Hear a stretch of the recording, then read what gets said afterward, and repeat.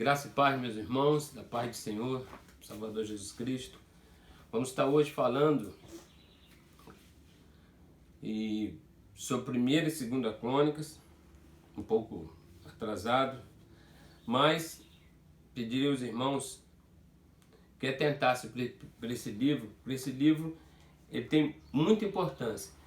E segundo Aurélio, 1ª Crônica e 2ª Crônica é um gênero literário que consiste na apreciação, pessoal dos fatos da vida cotidiana. Ou seja, foi uma apreciação pessoal da vida cotidiana. E nós temos aqui no livro na Bíblia, King James, que diz assim, a autoria: originalmente o livro de Crônica dos Reis forma um único sefer, rolo, livro, até 180 a.C., cujo título hebraico chama-se Divri Hayamim, significa os acontecimentos dos anos, ou anais dos tempos, de Adão no Éden até o cativeiro na Babilônia. E o decreto do imperador Ciro, autorizando os exilados judeus voltar à sua terra. Em certo sentido, é um resumo do Antigo Testamento, registrando suscitamente o fluxo da história antes do Novo Testamento. A expressão hebraica Divri Hayamim ocorre também em referência às fontes documentárias usadas pelo autor ou compilador de Reis. Em 1 Reis 14, 19 a 29, 15, 16 e 22. Os tradutores da Septuaginta, a mais antiga tradução grega do Antigo Testamento também, denomina este livro Coisas Omitidas, querendo dizer que considerava essa obra uma espécie de suprimento especial aos livros de Samuel e Reis.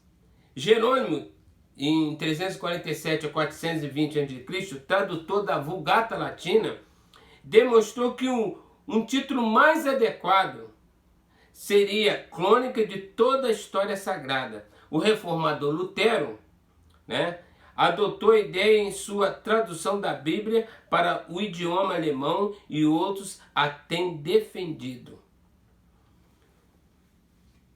Ou seja, nós temos aqui várias informações que nos são úteis, para nossa conversa.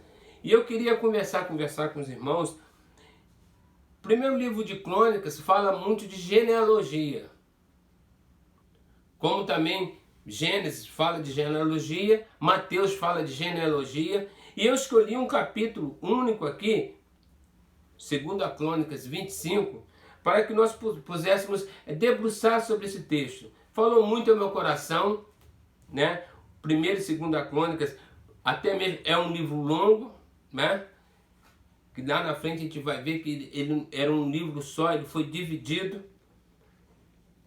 O reinado de rei Amazias, no capítulo 25. Eu vou ler até o versículo 9. Então diz assim: Amazias tinha 25 anos de idade quando começou a reinar e governou durante 29 anos em Jerusalém.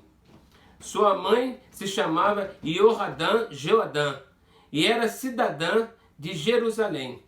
Praticou Amazias o que é correto e agradável diante dos olhos de Yahvé, o Senhor. Entretanto, não agiu com total sinceridade de coração.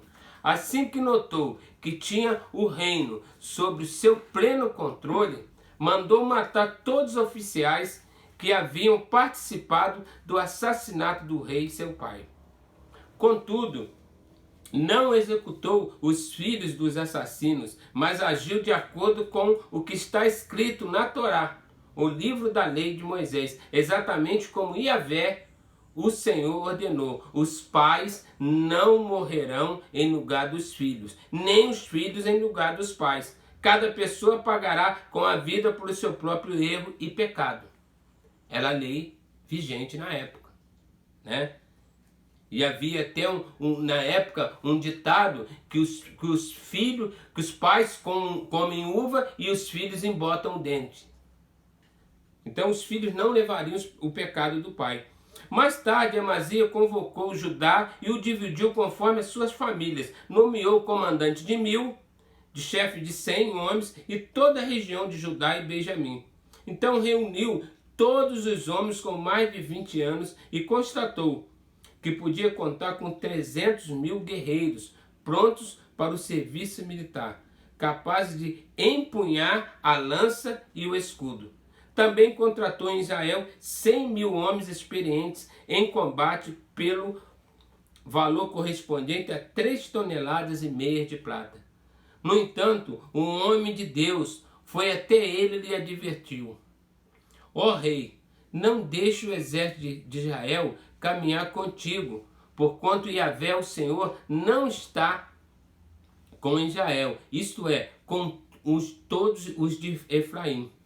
Contudo, se julgas que serás fortalecido para a guerra desse modo, Deus te fará cair diante do inimigo, pois Deus tem todo o poder para cooperar e também para fazer cair e derrotar. Então Amazia questionou ao homem de Deus: mas sendo assim, que se fará 3,5 toneladas de prata que paguei pelo serviço dessas tropas treinadas de Israel? Ao que ele prontamente respondeu, o profeta: eis que Yahvé, o Senhor, tem muito mais para lhe dar do que toda essa prata. Vamos orar, irmãos? Deus, eu quero, Pai, em nome de Jesus, agradecer por mais este momento, Pai.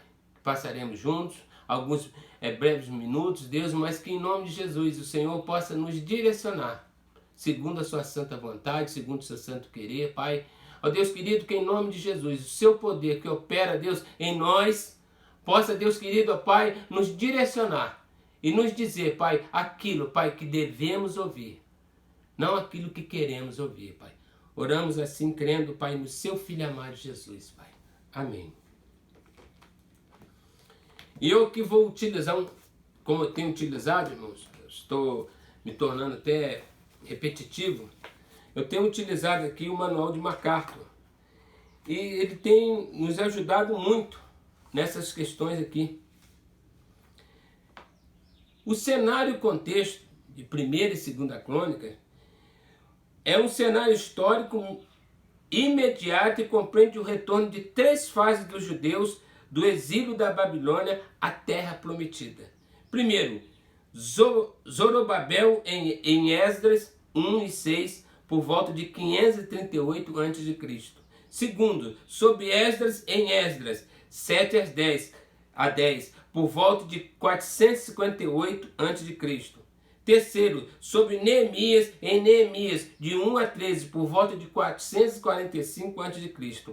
A história anterior contempla a deportação, o exílio para a Babilônia por volta de 605 a 538 a.C., conforme o previsto e relatado em 2 Reis, Ester, Jeremias, Ezequiel, Daniel, Abacuque.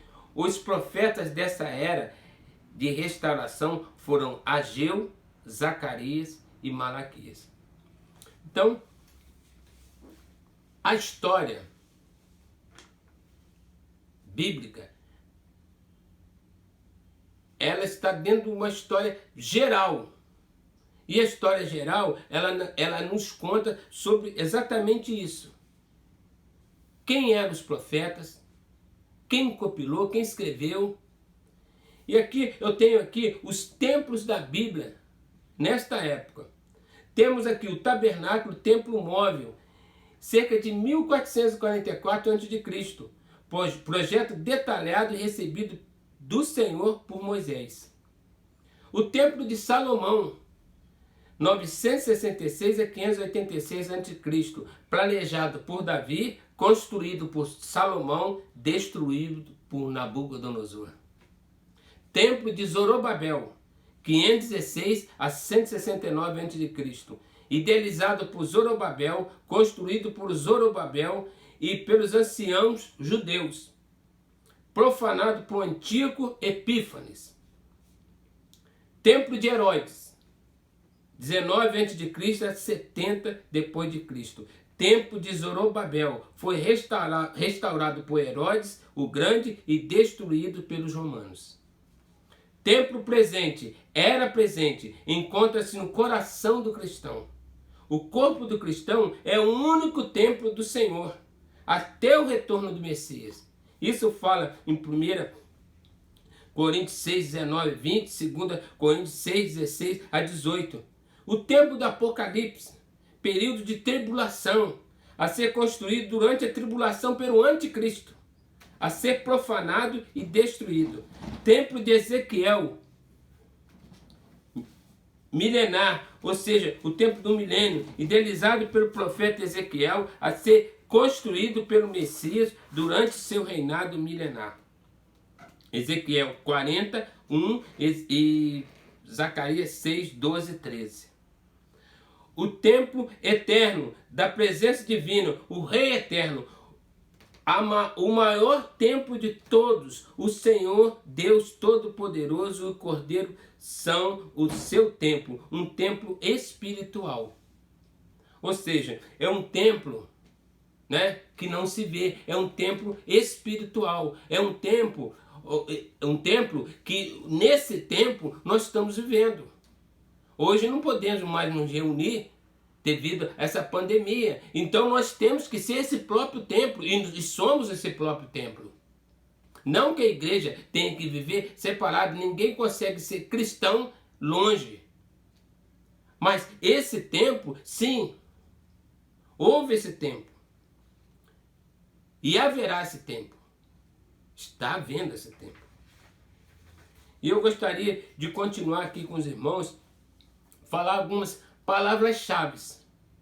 Em 1 Crônica, vemos a palavra filhos, ou ben, literalmente construir. Construir algo. Né? Os antigos hebreus consideravam seus filhos construtores das gerações futuras. Ben pode se referir a um filho direto ou aos futuros descendentes de alguém. Geralmente alguém chamava alguém de Ben Adab, Benjamim, porque significava filho, filho. Essa denotação Ben significa filho. Na cultura hebraica, na palavra hebraica, o próprio Deus usa esse termo para descrever seu relacionamento único com Israel. Israel é o meu primeiro filho. Está em Êxodo, capítulo 4, versículo 22. Em 2 Crônicas, nós temos a palavra justo, que em hebraico significa Yashar, né? Que literalmente está nivelado, ou ser direto. A palavra justa se refere ao ser reto ou íntegro, ou em outras palavras, ser aprovado por Deus. A palavra é usada em muitos contextos para descrever a justiça de Deus. Davi, como rei de Israel, exemplificou a justiça em sua vida e se tornou um padrão de julgamento dos reis que sucederam. Davi se tornou um padrão, mesmo tendo errado, mesmo tendo pecado. Eles sempre lembravam de Davi das coisas boas que ele fez. Era um grande guerreiro. É aquele guerreiro que afrontou um gigante, não olhou o gigante como gigante, mas chamou ele de incircunciso. Era um jovem, era o menor na casa do pai, mas tinha uma coragem do maior da casa do pai. Em 2 Crônicas também, nós temos a palavra Páscoa, que em hebraico significa Pessah. Literalmente passar ou pular. Pular. É aquele momento que a celebração da Páscoa comemorava o dia em que Deus poupou a vida dos primogênitos dos israelitas da praga da morte lançada sobre os egípcios. O Senhor passou adiante, ou seja, passou adiante naquela travessia. O Senhor vai sempre estar adiante de nós. Nunca o Senhor estará atrás de nós. Eu digo sempre, quando lançaram Sadraque, Mesaque, Abednego dentro daquela fornalha, o Senhor os conteve nas mãos. Quando lançaram Daniel na cova dos leões, quem reteve lá foi o próprio Deus. Então, nós temos aqui a palavra Páscoa como especificada na lei de Moisés. E relembra que os israelitas da grande misericórdia de Deus sobre eles. Ou seja, Cristo se tornou o Cordeiro Pascal Supremo ao sacrificar sua própria vida por nossos pecados. Olha, Jesus Cristo é o nosso Cordeiro Pascal. Ele foi o último ou o melhor dos sacrifícios, ou o único sacrifício aceitável a Deus. Porque não seria outro sacrifício que poderia nos colocar como filho de Deus, como o próprio Senhor Jesus nos colocou como filhos quando fez a oração dominical, a oração modelo Pai Nosso. Ele nos colocou como filho. Ele abriu mão da sua unigenitura para ser o primogênito entre os muitos. Então, em 1 Crônicas, nós vemos que bênção, castigo, a aliança davídica. Bênção quando o rei obedecia ao Senhor e confiava nele. Deus o abençoava e o protegia. Castigo, quando o rei desobedecia o Senhor e depositava sua confiança em outra coisa. Deus retirava a bênção. Né?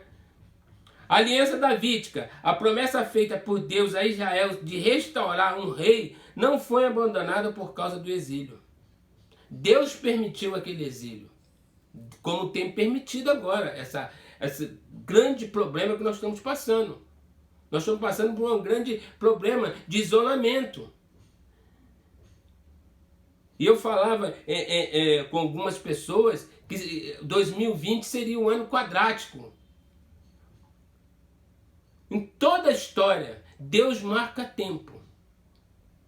1515, 1616, 1717, 1919, 2020, todos esses anos, se os irmãos verem lá, aconteceram fatos marcantes.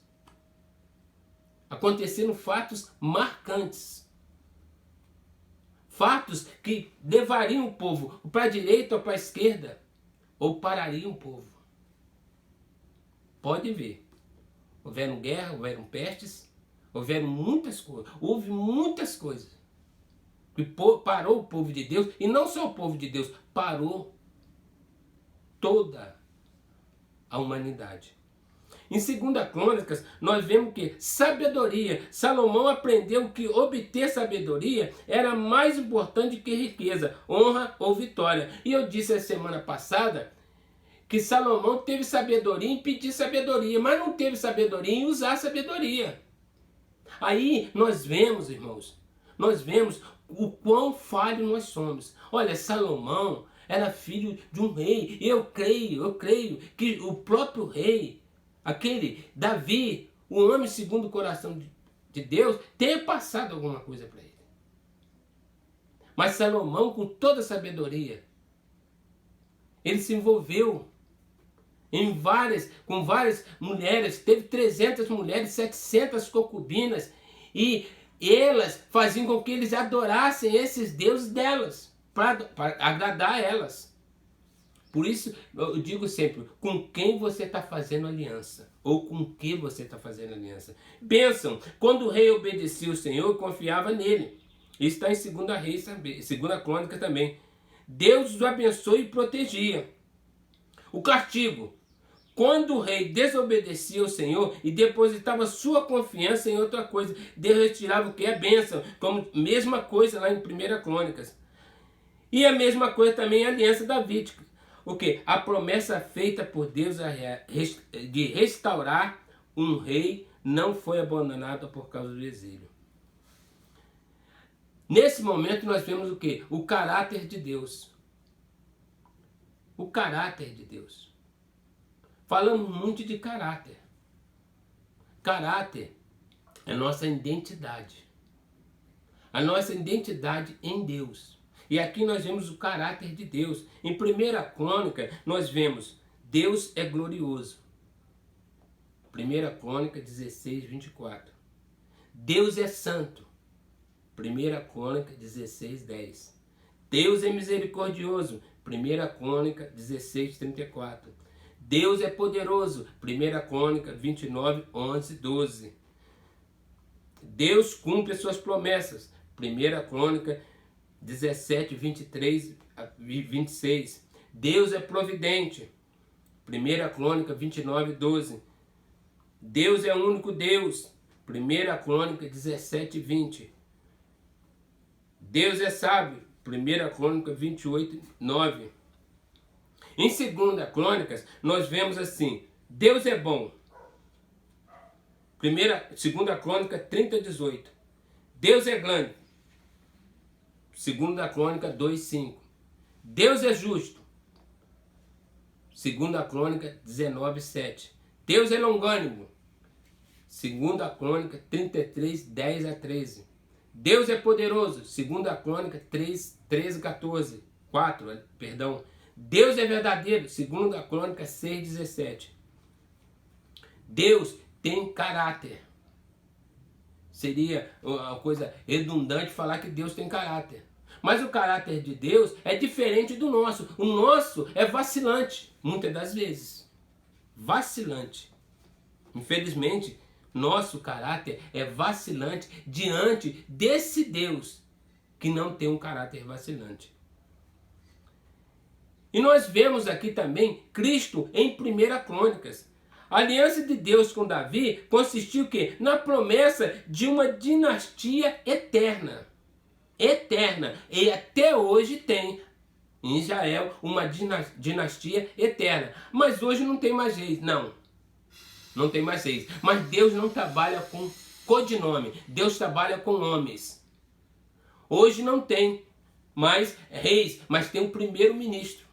Esse primeiro-ministro trabalha com governantes, sob a autoridade do próprio Deus.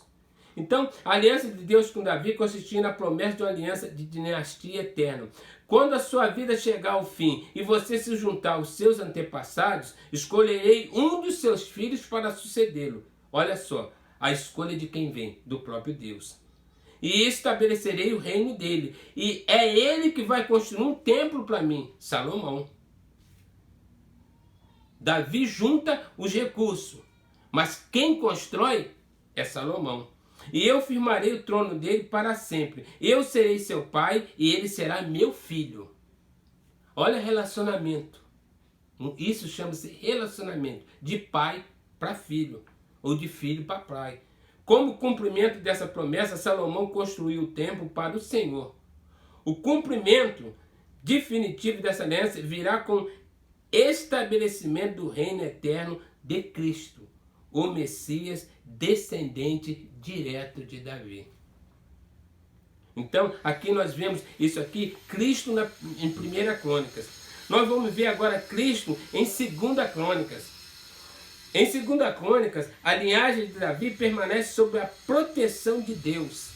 Salomão deu continuidade à preparação de Davi para a construção do templo do Senhor no Novo Testamento. Cristo se compara ao templo. Destruam este templo e eu levantarei em 3 dias.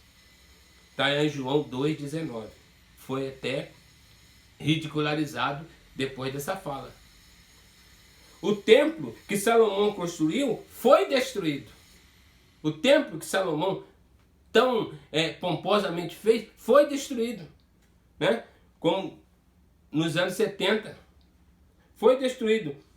No entanto, Cristo promete aos que nele creem um templo eterno. Nele mesmo, ou seja, no próprio Cristo. A pedra de esquina. A pedra que nunca vai correr, aquela pedra que nunca vai bambear, aquela pedra que a gente vai se firmar. Essa pedra que hoje nós estamos firmados.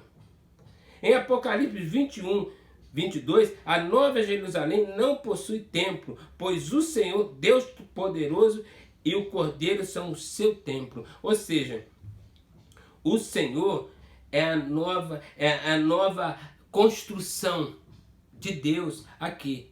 E todos aqueles que aliançados com ele estiver, estarão seguros.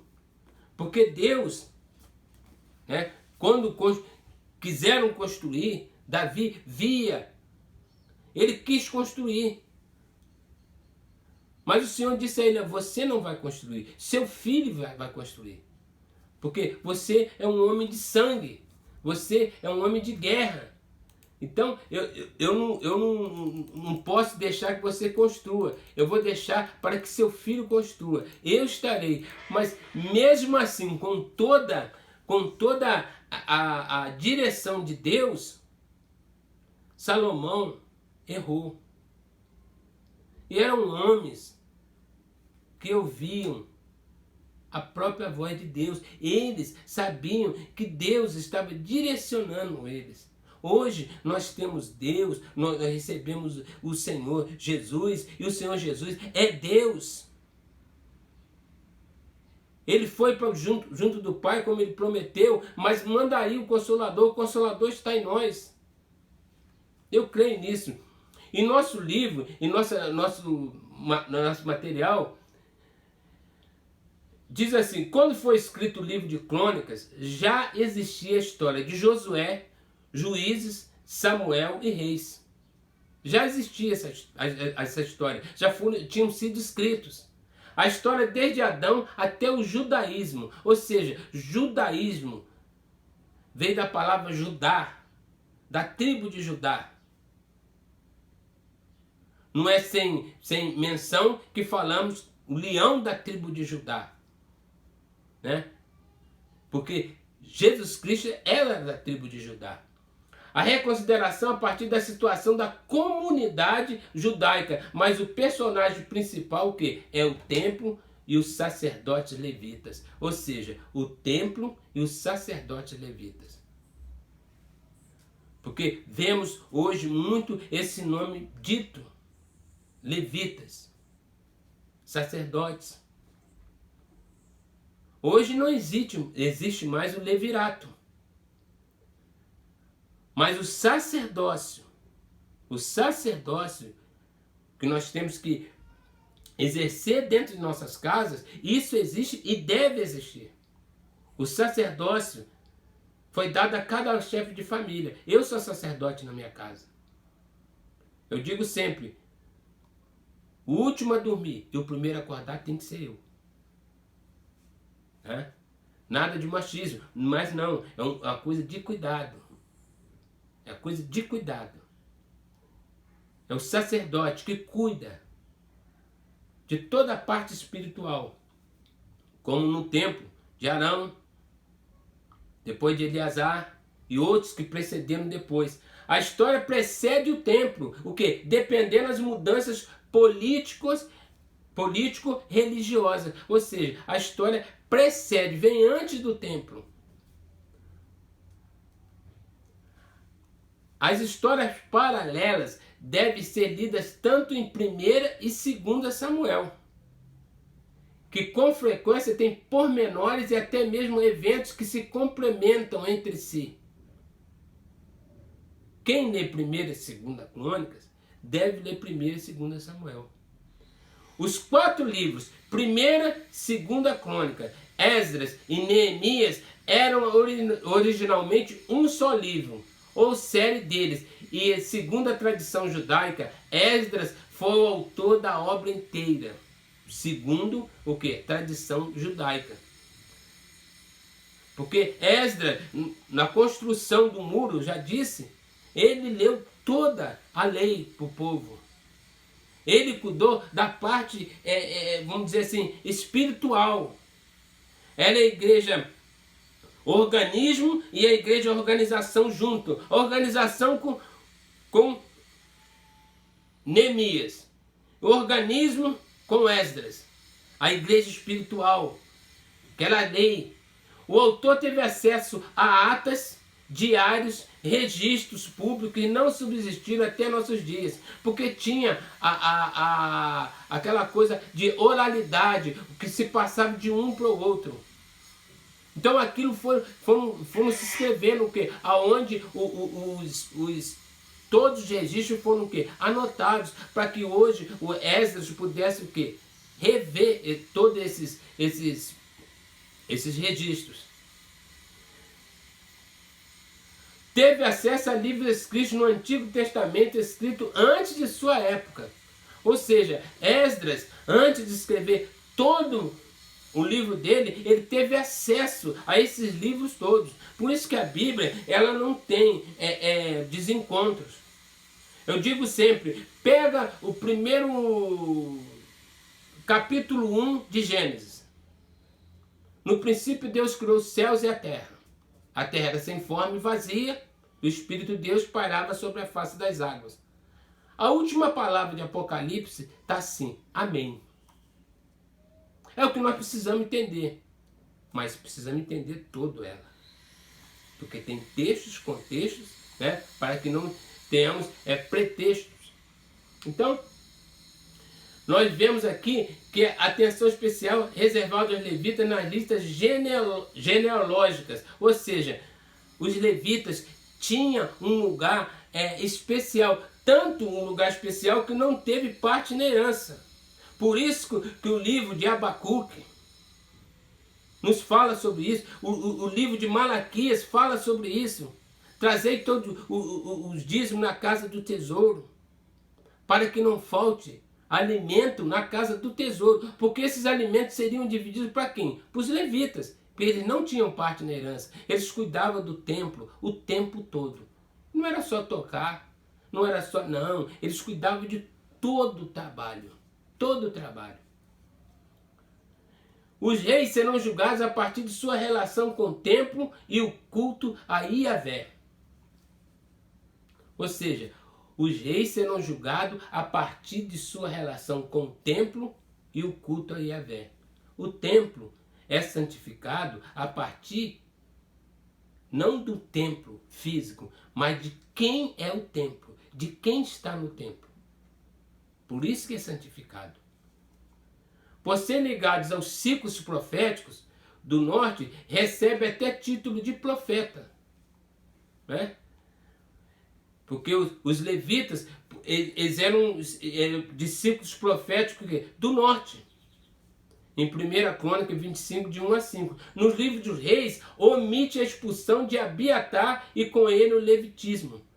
Em 1 Reis 2, 26 a 27. É por isso que quando lemos o livro de Crônicas, nós temos que ler o livro de Reis, ler o livro de Samuel, ler o livro de Neemias, Esdras, porque eles se encaixam. Não seria uma continuação, mas seria o quê? Uma explicação, uma explanação em cada um desses livros. Em Crônicas, omite. O livro de Crônicas tem uma versão que histórica, justificando o levitismo na liderança da comunidade judaica, com ideais do êxodo e uma sociedade mais igual, mais igualitária. Qual é o nosso desafio hoje? O nosso desafio hoje é fazer essas palavras, que muitos consideram já até passadas, fazer isso vivo dentro de nós. Fazer vivo dentro de nós. Fazer essas palavras que elas estejam sempre vivas e vivificadas dentro de nós. Amém, irmãos? E, como sempre, eu vou terminar. Eu tenho dito que ele é o rei dos pregadores. Tenho dito errado. Ele é o príncipe dos pregadores. Em 2 Crônicas 25, 9, que nós lemos, diz assim: disse Amazias ao homem de Deus: que se fará, pois, dos 100 talentos de prata que dei às tropas de Israel? E respondeu-lhe o homem de Deus: muito mais do que isso pode dar-te o Senhor. E vem aqui uma crônica. Esta parecia ser uma pergunta muito importante para o rei de Judá. E possivelmente tem ainda mais peso para o cristão provado e tentado.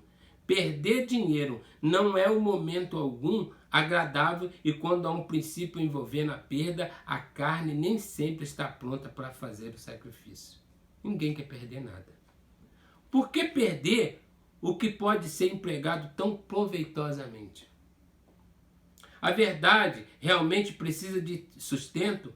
O que faremos sem nossa renda? Lembra-se de nossos filhos e nossa pequena renda? Todas essas coisas e outras milhares tentariam o cristão a fazer uso de suas mãos para o ganho iníquo, quer dizer, impuro, ou impedir-lhe de exercitar suas convicções honestas quando envolve perdas sérias. Agora estão perdendo muitas coisas. Não são todos os homens que enxergam essas questões à luz da fé. E mesmo para os seguidores de Jesus, a doutrina do que precisamos viver tem um certo peso. Precisamos viver. Precisamos viver, sim. Mas precisamos viver de acordo com a vontade de Deus. Muito mais do que isso pode dar o Senhor. É uma resposta muito satisfatória à pergunta ansiosa. Nosso Pai maneja o dinheiro e o que perdemos por amor a Ele. O Senhor pode nos devolver 1000 vezes mais. Nosso dever é obedecer à sua vontade e podemos ter certeza que Ele proverá aquilo do que precisamos. O Senhor não ficará devendo nada a homem algum, como nunca ficou e nunca ficará. Os santos sabem que 1 grão de tranquilidade de coração vale mais do que 1 tonelada de ouro. Aquele que embrulha uma consciência tranquila num casaco surrado possui riqueza espiritual muito mais desejável de qualquer riqueza que tenha perdido. Aquele que embrulha uma consciência, tranquila num casaco surrado. Esse casaco surrado somos nós. Ele tem uma tranquilidade muito mais no coração. Aquele que está sempre pensando nisso, ele sempre é felicitado. O sorriso de Deus é um calabouço, são suficientes, e um calabouço são suficientes para um coração verdadeiro. A reprovação de Deus e um palácio seria um inferno para um espírito gracioso. Desde que a situação ruim fique ainda pior. Que todos os talentos se vão, pois não perdemos nosso tesouro que está nas alturas, onde Cristo se assenta à destra de Deus. Enquanto isso, ainda hoje, o Senhor faz o manso herdar a terra e não retém nada do que é bom daqueles que andam honestamente. Charles Haddon Spurgeon. Irmãos, que Deus a todos abençoe. Em nome de Jesus. Fiquem na paz e com a paz de Cristo.